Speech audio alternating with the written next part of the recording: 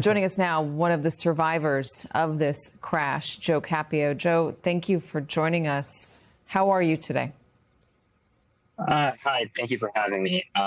A bit better today, still shaken up from everything, and honestly, still with a heavy heart for those lives that were lost and the families that are affected.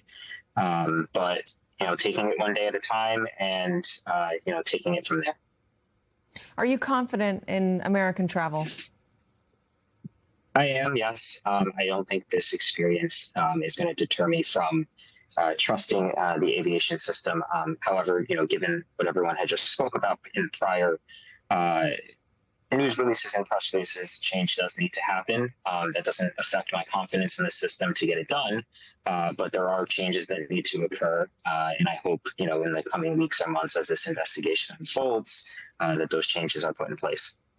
I mean, you're in a unique position having survived something like this. I mean, it's everybody's one of their worst nightmares, but you were able to walk out, and we're so happy about that. But given the position that you are in and you can use your voice, what is your message to our leaders about making sure that there are backups in place, that these people working in the towers are backed up, they have the support that they need, and that our air industry can continue to be as safe as it has historically been?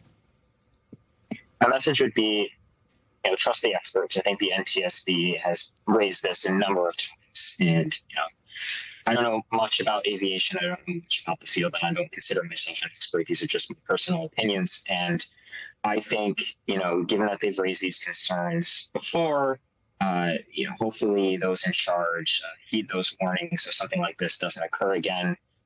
That would just be my message. Take a look at what happened here. The families are grieving, lives were lost. Hopefully they can find out how this happened in the coming weeks and months and prevent it from happening again. And hopefully, I trust, hopefully they'll do what needs to be done. Joe, what was it like on that plane? Terrifying, scary.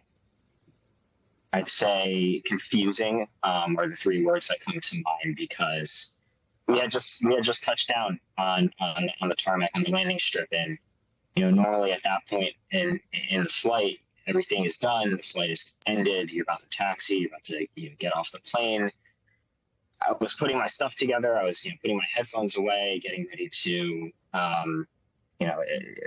get ready for standby to get off the plane, and then all of a sudden it felt like we had just hit a brick wall, and everyone was confused, and felt like we were gliding across the tarmac for what felt like forever. Everyone was looking around. Once we came to a complete stop, everyone was kind of shocked. Didn't really know what to say until everyone turned to the left, to the right, and asked, "Are you injured? Are you hurt? Are you okay?" So everyone came together at that point, but it was a terrifying experience.